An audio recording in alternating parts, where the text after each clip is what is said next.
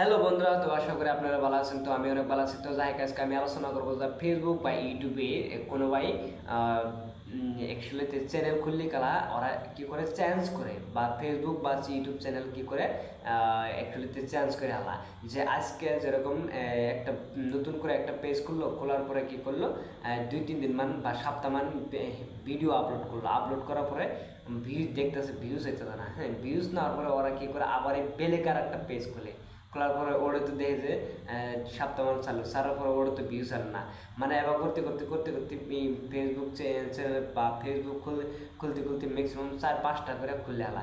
খোলার পরে দেখে যে হে আগের না লাগে। তো এগুলোতে প্রথমে যদি আপনি যদি একটা যদি চ্যানেল খুলছেন, খোলার পর ওই চ্যানেলে আপনি রেগুলারলি ভিডিও আপলোড করে যান, বা ফেসবুকে রেগুলারলি আপলোড করে যান, ভিডিও আপলোড করে যান, 100% আপনার ভিডিও গ্রহত বই, একদিন না একদিন 100% গ্রহত বই।